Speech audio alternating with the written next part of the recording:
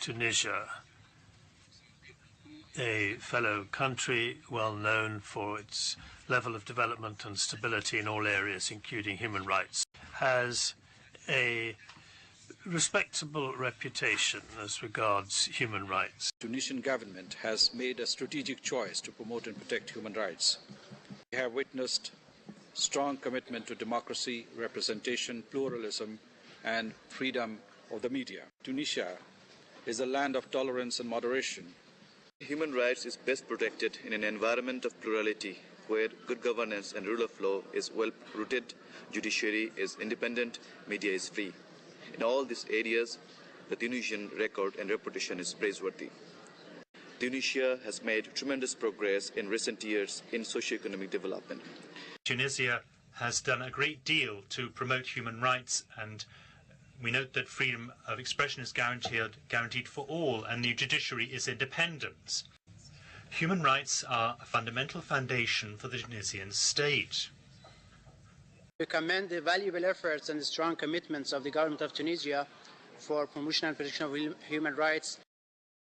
Positive effects are visible when it comes to economic development, as well as the high level of schooling and the protection of women's rights via a very advanced statute, and taking into account religious and cultural and civilizational specificities in the country.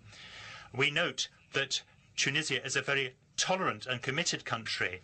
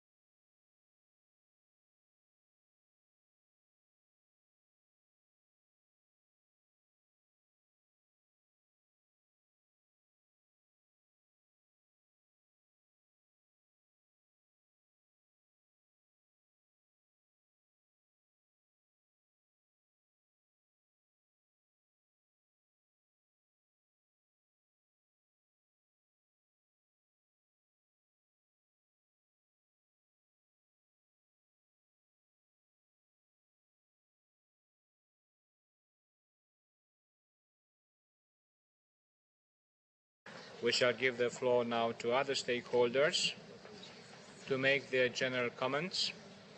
Let me recall here what we said during the morning, and that is that the general comments that the NGOs and the other stakeholders would wish to make are welcome, as long as they are focused on the outcome of the process and do not reopen the discussion that was already in the working group. We regret that the Special Rapporteur on Torture has not yet been invited. Our organizations also regret that the recommendations of the review do not sufficiently take into account the need to better protect freedom of association and expression, as well as systematic infringements on activities of independent human rights organizations. We would have preferred that the Tunisian authorities should take commitments in this regard as recommended by the experts on freedom of expression and human rights defenders, as well as quite recently by the Human Rights Committee. Recommendations referred to by a number of states members of the working group of the UPR. It is important that recommendations take more in account of these rights with regard to the persistent blockage of premises of associations and judicial procedures and police intimidation confronting human rights defenders in Tunisia. Our regret is also just as large because 1 week after the review of Tunisia by the working group, an international mission of the FIDH was prohibited from entering Tunisia. Just recently, the president of the session of Amnesty in Tunisia was convened in the Ministry of Interior simply for having noted violations in Tunisia in the annual report. Amnesty International and the FIDH and its member organizations urged the Tunisian government to... I see the distinguished representative of Egypt.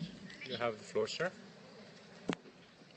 Mr. President, it's very hard to believe or to accept that events that happened after the revision of Tunisia are part of the report on Tunisia. I don't know. I don't know why nobody seems to take the statements of this Council and follow them. We are hearing events. I am not commenting on the events, whether they happened or did not happen. And I hope everybody understands that here we are setting the norms for this Council. Today is the first day in the UN history to do such an action.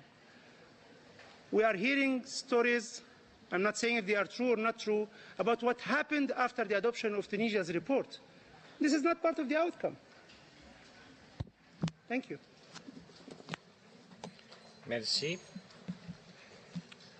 You may continue, please. Merci. Thank you. I will go on to the next point.